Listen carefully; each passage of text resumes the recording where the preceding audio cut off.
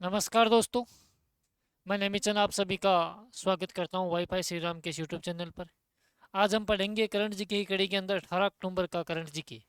देखिएगा क्वेश्चन आपके सामने। आपके सामने क्वेश्चन दिया हुआ है कि प्रतिवर्ष छात्र दिवस कब मनाया जाता है।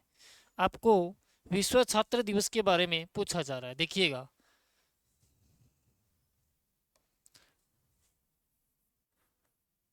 विश्व छात्र दिवस। आपको विश्व छात्र दिवस के बारे में पूछा जा रहा है।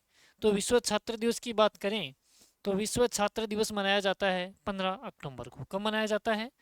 15 अक्टूबर को। देखिएगा, 15 अक्टूबर को मनाया जाता है। किसकी स्मृति में मनाया जाता है? डॉक्टर एपीजे अब्दुल कलाम की स्मृति में। देखिएगा, डॉक्टर एपीजे अब्दुल कलाम अब्दुल ये डॉक्टर एपीजे अब्दुल कलाम की स्मृति के अंदर मनाया जाता है। बात करते हैं कि डॉक्टर एपीजे अब्दुल कलाम का जन्म कब हुआ था। देखिएगा, एपीजे अब्दुल कलाम का जन्म है 15 अक्टूबर 1931 को हुआ। कब हुआ? 15 अक्टूबर 1931 को। कहाँ हुआ था दोस्तों? रामेश्वरम, तमिलनाडु। रामेश्वरम, तमिलनाडु। तमिलनाडु। अब देखिए, ये भारत के राष्ट्रपति भी रहे हैं। भारत के कौन से राष्ट्रपति रहे हैं? 11वें नंबर के राष्ट्रपति। देखिएगा, भारत के राष्ट्रपति कौन से राष्ट्रपति रहे हैं दोस्तों? 11वें। देखिए दोस्तों, इनको क्या कहा जाता है? इनको कहा जाता है दोस्तों मिसाइल मैन। क्या कहा जाता है? Missile man. आपके सामने देखिएगा, एक क्वेश्चन से कितने क्वेश्चन पुट अप हो रहे हैं कि विश्व जो छात्र दिवस है वो कब मनाया जाता है। विश्व छात्र दिवस मनाया जाता है दोस्तों 15 अक्टूबर को। ये किसकी स्मृति में मनाया जाता है? डॉक्टर एपीजे अब्दुल कलाम का जन्म हुआ था 15 अक्टूबर को। 15 अक्टूबर 1931 को। उसी की स्मृति के अंदर विश्व छात्र दिवस मनाया जाता है। और पूछा जाए कि एपीजे अब्दुल कलाम का जन्म कहाँ हुआ, तो दोस्तों रामेश्वरम, तमिलनाडु। और जो तो एपीजे अब्दुल कलाम है, वो भारत के कौन से राष्ट्रपति रहे? 11वें राष्ट्रपति रहे। डॉक्टर एपीजे अब्दुल कलाम को किस नाम से जाना जाता है? मिसाइल मैन नाम से जाना जाता है। देखिएगा क्वेश्चन आगे। आगे आपके सामने क्वेश्चन दे रखा है कि हाल ही में एफआईडी वर्ल्ड जूनियर रैपिड चैंपियनशिप 2023 का खिताब किसने जीता है? देखिएगा, हाल ही के अंदर एक शतरंज से संबंधित एक चैंपियनशिप कराई गई। उसके अंदर पूछा जा रहा है कि चैंपियनशिप 2023 का खिताब किसने जीता है। देखिएगा, दे रखा है वर्ल्ड वर्ल्ड जूनियर रैपिड शतरंज शतरंज चैंपियनशिप शतरंज चैंपियनशिप। ये पूछा जा रहा है कि इसका खिताब कि जो शतरंज से संबंधित जो जूनियर रैपिड शतरंज चैंपियनशिप कराई गई, उसका खिताब हाल ही के अंदर किसने जीता है। देखिएगा, इसके बारे में बात करें हम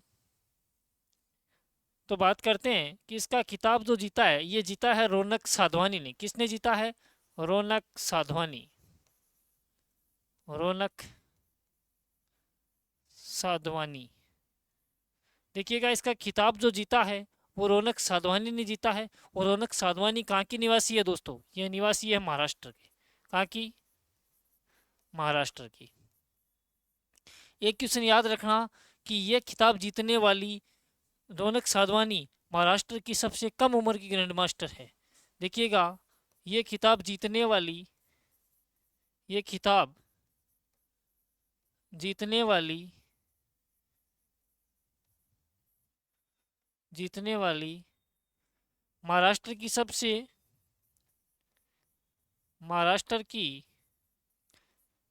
सबसे कम उम्र की ग्रैंड मास्टर है। सबसे सबसे कम उमर की ग्रैंड मास्टर क्या है? उमर की,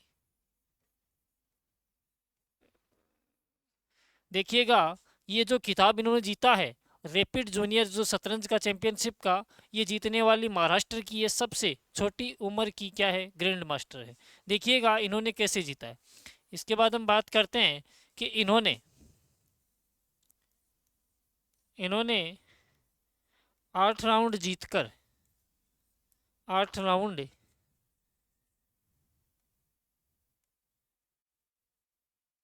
8 राउंड 8 राउंड जीतकर वह दो हारकर वह दो हारकर 8.5 अंक अर्जित कर 8.5 अंक अर्जित कर ये खिताब जीता है। ये खिताब जीता है। ये खिताब जीता है। देखिएगा, बात करते हैं कि ये जो चैंपियनशिप का जो किसने जीता है, रौनक साधवानी ने जीता है। ये महाराष्ट्र की निवासी है और ये खिताब जीतने वाली महाराष्ट्र की सबसे कम उम्र की ग्रैंड मास्टर है। इसके बाद बात करें कि इन्होंने 8 राउंड जीतकर और 2 राउंड हारकर 8.5 अंक अर्जित कर ये खिताब हासिल किया है। किसने किया है दोस्तों? रौनक साधवानी ने। ठीक है दोस्तों, आगे चलते हैं। आगे आपके सामने क्वेश्चन दिया हुआ है कि हाल ही में केंद्र सरकार द्वारा किस तारीख को राष्ट्रीय अंतरिक्ष दिवस घोषित किया गया? देखिएगा कि केंद्र सरकार ने हाल ही के अंदर राष्ट्रीय अंतरिक्ष दिवस घोषित किया है और किस तारीख को किया है। तो दोस्तों बात करते हैं राष्ट्रीय अंतरिक्ष दिवस। अंतरिक्ष दिवस, देखिएगा राष्ट्रीय अंतरिक्ष दिवस की हम बात करें तो राष्ट्रीय अंतरिक्ष दिवस की बात करते हैं तो किसको घोषित किया है दोस्तों? 23 अगस्त को। किसे किया है? 23 अगस्त। देखिएगा 23 अगस्त को किया है। और किसकी सफलतापूर्वक लैंडिंग के बाद किया? चंद्रयान 3 की सफलतापूर्वक लैंडिंग के पश्चात। देखिएगा चंद्रयान 3 की सफलतापूर्वक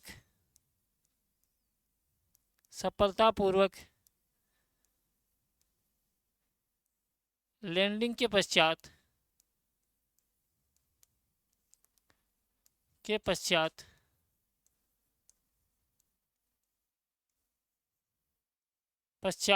घोषित किया है। जब हमारा चंद्रयान 3 सफलतापूर्वक जब लैंडिंग कर गया था तो उसकी खुशी के अंदर 23 अगस्त को राष्ट्रीय अंतरिक्ष दिवस घोषित किया गया केंद्र सरकार के द्वारा। अब देखिएगा, बात करते हैं कि चंद्रयान 3 के बारे में कुछ बातें करते हैं। चंद्रयान 3 विक्रम लैंडर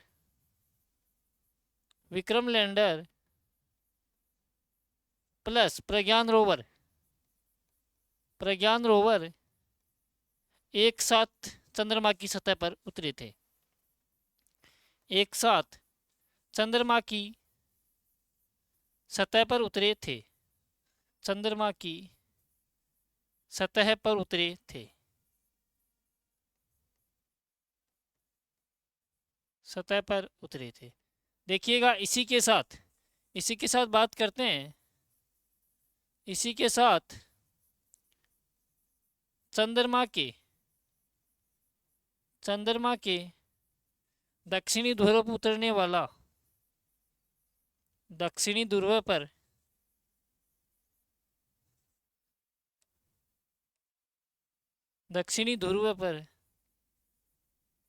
उतरने वाला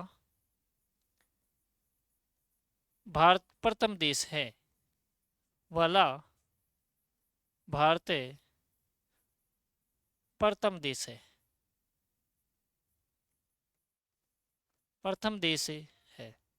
देखिएगा, हम बात करते हैं राष्ट्रीय अंतरिक्ष दिवस की 23 अगस्त को मनाया जाता है। घोषित किस खुशी में किया गया? चंद्रमा 3 के सफलतापूर्वक लैंडिंग के पश्चात इसकी घोषणा की गई कि हर साल 23 अगस्त को राष्ट्रीय अंतरिक्ष दिवस मनाया जाएगा। किसने घोषणा की? केंद्र सरकार ने। देखिएगा चंद्रयान 3 विक्रम लैंडर और प्रज्ञान रोवर एक साथ चंद्रमा की सतह पर उतरे थे। और दक्षिणी ध्रुव पर उतरने वाला भारत कौन सा देश है? प्रथम देश है। ठीक है दोस्तों, आगे चलते हैं। देखिएगा उत्तर 23 अगस्त। क्वेश्चन आया है कि हाल ही में किस देश के लोगों ने मूल निवासियों को संवैधानिक मान्यता देने के जनमत संग्रह को अस्वीकार कर दिया है?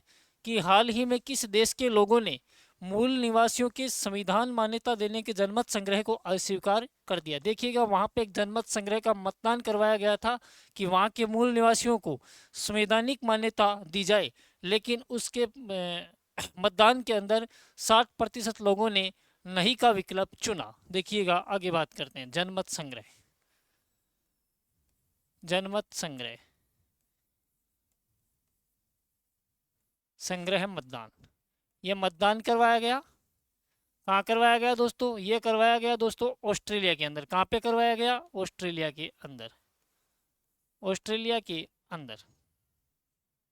ये ऑस्ट्रेलिया के अंदर करवाया गया, लेकिन ऑस्ट्रेलिया के लोगों ने वहाँ के मूल निवासियों को संवैधानिक मान्यता से क्या कर दिया? अस्वीकार कर दिया। क्या कर दिया? अस्वीकार कर दिया। देखिएगा, देखिएगा, ऑस्ट्रेलिया,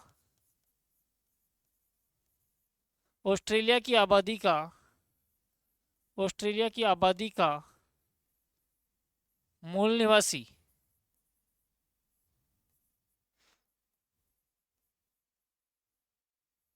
आबादी का मूल निवासी 3.8% है, जो लगभग 65,000 वर्ष से निवास कर रहे हैं। 65,000 वर्ष से अधिक समय से निवास कर रहे हैं, निवास कर रहे हैं, परंतु उनका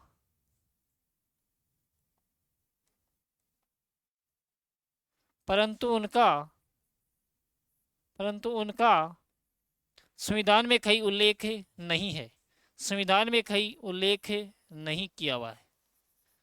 उनका कहीं संविधान में उल्लेख नहीं है। देखिएगा कि ऑस्ट्रेलिया की जो आबादी है उसका 3.8% भाग क्या है? मूल निवासी है। और लगभग जो वहाँ पे 65,000 से अधिक वर्षों से वो रह रहे हैं, लेकिन संविधान में इसका उल्लेख नहीं है। इसी के चलते एक जनमत संग्रह के लिए मतदान करवाया गया था कि मूल निवासी को संवैधानिक मान्यता दी जाए, लेकिन वहाँ के लोगों ने इसकी संवैधानिक मान्यता को क्या कर दिया है? अस्वीकार कर दिया है। कहाँ की किया है दोस्तों? ऑस्ट्रेलिया। क्वेश्चन आपके सामने आया है कि हाल ही में भारतीय नवीकरणीय ऊर्जा विकास एजेंसी लिमिटेड इरेडा में IREDA में वित्त निदेशक के रूप में किसे नियुक्त किया गया है? देखिएगा, नियुक्त किया गया दोस्तों BK मोहंती को। देखिएगा, बात करते हैं भारतीय नवीकरणीय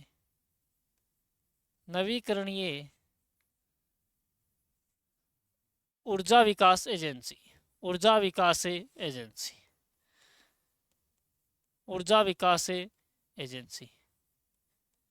ठीक है दोस्तों, पहले बात करते हैं कि इसका मुख्यालय कहाँ है। तो इसका मुख्यालय जो है भारतीय नवीकरणीय ऊर्जा विकास एजेंसी का जो मुख्यालय है वो दोस्तों कहाँ पे है? नई दिल्ली के अंदर। कहाँ पे है? नई दिल्ली। इसके बाद हम क्वेश्चन पूछा जा रहा है कि इसके वर्तमान जो है वित्त निदेशक कौन है? वर्तमान वित्त निदेशक किसे नियुक्त किया गया है? तो देखिएगा, वर्तमान वित्त निदेशक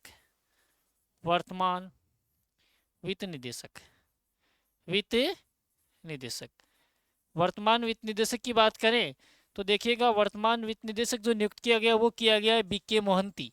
किसको किया गया है? BK मोहंती। अब आपके सामने यहाँ से क्वेश्चन 2 पुटअप हो गई। देखिएगा, एक तो क्वेश्चन ये पूछा जा सकता है कि भारतीय नवीकरणीय ऊर्जा विकास एजेंसी का मुख्यालय कहाँ पे है? नई दिल्ली के अंदर। हाल ही के अंदर उसका जो वर्तमान है वित्त निदेशक किसे नियुक्त किया गया है? बीके मोहंती को। एक आपका इसका इंग्लिश में आपको नाम दे रखा है IREDA। देखिएगा IREDA का हम फुल फॉर्म करते हैं, फुल फॉर्म भी कई बार पूछा जाता है दोस्तों, ध्यान रखना बहुत जरूरी है। देखिएगा IREDA, IREDA की बात करें तो Indian Indian renewal renewal energy Indian renewal energy development agency limited, development agency limited, agency limited. ये आपको इंग्लिश में इसका नाम याद रखना है, IREDA, Indian renewal energy development agencies limited. ये आपको नाम याद रखना है। और इसका जो वर्तमान वित्त निदेशक किसे नियुक्त किया गया है? बीके मोहंती को। आगे चलते हैं। क्वेश्चन आया आपके सामने कि हाल ही में मणिपुर हाईकोर्ट के मुख्य न्यायाधीश के रूप में किसे नियुक्त किया गया है? कि हाल ही के अंदर मणिपुर हाईकोर्ट के मुख्य न्यायाधीश के रूप में किसे नियुक्त किया गया है? देखिएगा मणिपुर हाईकोर्ट, हम चलते हैं मणिपुर, देखिएगा हाईकोर्ट, मणिपुर हाईकोर्ट की बात करें तो यहाँ पे बात करते हैं कि वर्तमान जो है न्यायाधीश के रूप में किसे नियुक्त किया गया है? तो इसका बात करते हैं वर्तमान न्यायाधीश, वर्तमान न्यायाधीश। देखिएगा इसका वर्तमान जो न्यायाधीश नियुक्त किया गया है वो नियुक्त किया गया है दोस्तों, किसको नियुक्त किया गया है? जस्टिस सिद्धार्थ मृदुल को। किसको किया गया है? जस्टिस सिद्धार्थ मृदुल को। जस्टिस सिद्धार्थ सिद्धार्थ मृदुल को, जस्टिस सिद्धार्थ मृदुल। अब देखिएगा जस्टिस सिद्धार्थ मृदुल जो मृदुल है, इससे पहले दिल्ली हाईकोर्ट के अंदर क्या थे? कार्यरत थे। इससे पहले दिल्ली दिल्ली हाईकोर्ट में न्यायाधीश पद पर कार्यरत थे, न्यायाधीश पद पर कार्यरत थे। ठीक है दोस्तों, इसके बाद आगे क्वेश्चन देखते हैं। क्वेश्चन आपके सामने है कि हाल ही में किस राज्य सरकार द्वारा गरीबी उन्मूलन योजना अरुणोदय 2.0 की शुरुआत की गई? देखिएगा अरुणोदय,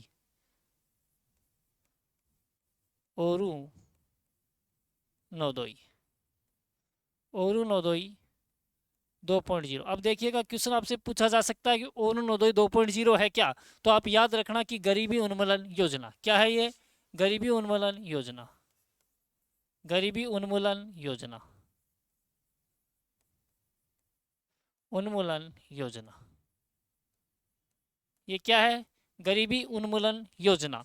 अब देखिएगा ये योजना जो है किस राज्य ने स्टार्ट की है? तो ये राज्य ने स्टार्ट की है असम राज्य ने। किसने स्टार्ट की है दोस्तों? असम ने। असम सरकार द्वारा प्रारंभ। अब देखिएगा इसका मुख्य उद्देश्य क्या है? मुख्य उद्देश्य, मुख्य उद्देश्य, इसके मुख्य उद्देश्य की बात करें तो इसका मुख्य उद्देश्य जो है गरीबी उन्मूलन कार्यक्रम योजना को क्या करना? पूरे राज्य के अंदर पहुंचाना। देखिएगा गरीबी उन्मूलन योजना को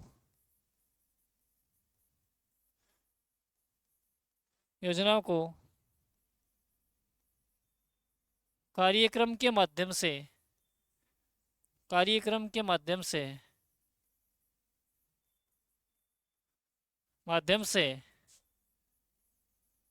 राज्य में पहुंचाना। ठीक है दोस्तों, मुख्य उद्देश्य इसका है कि गरीबी उन्मूलन योजना जो है उसको कार्यक्रम के माध्यम से उसको क्या करना? राज्य के अंदर पहुंचाना। इसके बाद आगे चलते हैं। देखिए आपके सामने क्वेश्चन आया कि हाल ही में बैंकिंग निर्देशों का अनुपालन नहीं करने पर रिजर्व बैंक ऑफ इंडिया ने किस बैंक पर 1 करोड़ का जुर्माना लगाया। कि हाल ही में भारतीय रिजर्व बैंक ने एक बैंक के ऊपर 1 करोड़ रुपए का जुर्माना लगाया है, जिसने नियमों की पालना नहीं करने के उपलक्ष्य में वो जुर्माना लगाया गया, और वो किस बैंक के ऊपर लगाया गया है, तो दोस्तों वो लगाया गया है यस बैंक के ऊपर। किसके बैंक के ऊपर? यस बैंक के ऊपर। अब देखिएगा यस बैंक के ऊपर कितने का जुर्माना लगाया दोस्तों? 1 करोड़ का। कितने का? 1 करोड़ का। ठीक है दोस्तों। अब देखिएगा दोस्तों, इसके बाद अगर क्वेश्चन आए तो देखिएगा, जो एक बैंक है पेटीएम पेमेंट बैंक, कौन सी? पेटीएम पेमेंट्स बैंक, पेमेंट्स है बैंक। कौन सी bank? Paytm payments bank. Paytm payments bank पे दोस्तों भारतीय रिजर्व बैंक द्वारा जुर्माना लगाया गया। कितने का लगाया गया है? 5 करोड़ 39 लाख का। 5 करोड़ 39 लाख का। वो किसके लिए लगाया गया दोस्तों? देखिएगा, यूपीआई इकोसिस्टम सहित, यूपीआई इकोसिस्टम सहित mobile net banking, mobile mobile net banking अनुप्रयोगों का पालन नहीं करने पर, अनुप्रयोगों का पालन नहीं करने पर, पालन नहीं करने पर, नहीं करने पर पेटीएम पेमेंट्स बैंक पर, पेटीएम पेमेंट्स बैंक पर, पेमेंट्स बैंक पर 5 करोड़ 39 लाख रुपए का, 5 करोड़ 39 लाख रुपए का, मौद्रिक जुर्माना लगाया है। क्या लगाया है? मौद्रिक जुर्माना लगाया है। उक्त जुर्माने जो किसने लगाए हैं दोस्तों? ये लगाया गया भारतीय रिजर्व बैंक के द्वारा। किसके द्वारा? भारतीय रिजर्व बैंक के द्वारा, भारतीय रिजर्व बैंक के द्वारा। और यस बैंक पे कितने का लगाया गया है? 1 करोड़ का लगाया गया है। ठीक है दोस्तों, आगे चलते हैं। आपके सामने क्वेश्चन दे रखा कि हाल ही में पीएम शक्ति के 2 वर्ष पूरे होने के अवसर पर नई दिल्ली में किसके द्वारा पीएम गति शक्ति का सार संग्रह जारी किया गया? देखिएगा, पीएम गति शक्ति, पीएम गति शक्ति, पीएम गति शक्ति, पीएम गति शक्ति, पीएम गति शक्ति। अब देखिएगा, इसका हाल के अंदर पूछा गया कि इसका जो सार संग्रह है वो किन के द्वारा जारी किया गया? तो जारी किया गया सार संग्रह, सार संग्रह, सार संग्रह किन के द्वारा जारी किया गया दोस्तों? ये जारी किया गया पीयूष गोयल के द्वारा। किसके द्वारा? पीयूष गोयल के द्वारा। पीयूष गोयल दोस्तों वर्तमान में किस पद पर कार्यरत हैं? पीयूष गोयल दोस्तों वर्तमान में कार्यरत है केंद्रीय मंत्री, केंद्रीय वाणिज्य व उद्योग मंत्री। क्या है? केंद्रीय वाणिज्य व उद्योग मंत्री। देखिएगा, पीएम शक्ति का शुभारंभ,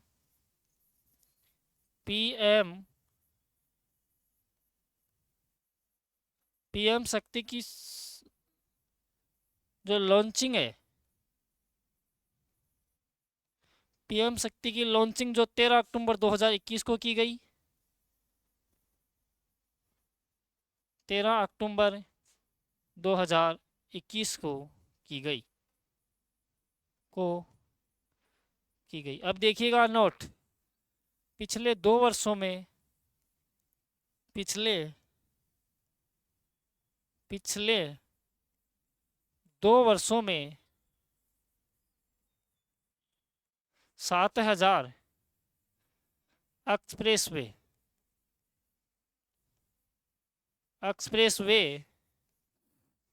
बनाने की योजना में अहम भूमिका निभाई है, अहम भूमिका क्या की है? निभाई है। देखिएगा, बात करते हैं कि पीएम गति शक्ति सार संग्रह है जिसको जारी किया है पीयूष गोयल ने। पीयूष गोयल वर्तमान में किस पद पर कार्यरत हैं? केंद्रीय वाणिज्य और उद्योग मंत्री के पद पर कार्यरत हैं। और पीएम शक्ति की जो लॉन्चिंग है वो 21 अक्टूबर 2021 को की गई थी। और पिछले 2 वर्षों में पीएम शक्ति ने 7,000 एक्सप्रेस वे बनाने की योजना के अंदर क्या है, अहम भूमिका निभाई है। देखिएगा, आपके सामने क्वेश्चन है कि हाल ही में किस राज्य सरकार द्वारा प्रोजेक्ट नीलगिरी तहर लॉन्च किया गया? देखिएगा, प्रोजेक्ट तहर नीलगिरी एक क्या है दोस्तों, पशु है। क्या है? पशु। लेकिन पूछा जा रहा है कि किस राज्य सरकार द्वारा उसके ऊपर प्रोजेक्ट तहर एक लॉन्च किया गया है? तमिलनाडु द्वारा किया गया। देखिएगा, नीलगिरी प्रोजेक्ट। देखिएगा, नीलगिरी तहर। नीलगिरी तहर की बात करें तो सबसे पहले तो बात करें कि नीलगिरी क्या है। ये जो है ना, तमिलनाडु का क्या है, राजकीय पशु है। क्या है? तमिलनाडु का, तमिलनाडु का राजकीय पशु। क्या है? तमिलनाडु का राजकीय पशु। ये क्या है? तमिलनाडु का राजकीय पशु है। इसी के तहत एक प्रोजेक्ट लॉन्च किया गया। देखिएगा कौन सा प्रोजेक्ट है, उसके project, project Nilgiri, project Nilgiri तहर। अब देखिएगा इसका जो मुख्य उद्देश्य क्या है। देखिएगा, मुख्य उद्देश्य, मुख्य उद्देश्य की बात करें तो इसका मुख्य उद्देश्य है कि नीलगिरी प्रजाति के संरक्षण को क्या करना, बढ़ावा देना। क्या करना? नीलगिरी, नीलगिरी प्रजाति के संरक्षण को क्या करना, बढ़ावा देना। संरक्षण को बढ़ावा देना, बढ़ावा देना। ये थे दोस्तों आपके सामने 11 क्वेश्चन जिनका हमने अध्ययन किया करंट जीके का। और इसी कड़ी के अंदर हम मिलेंगे कल दोस्तों। आज के लिए इतना ही सर, धन्यवाद दोस्तों।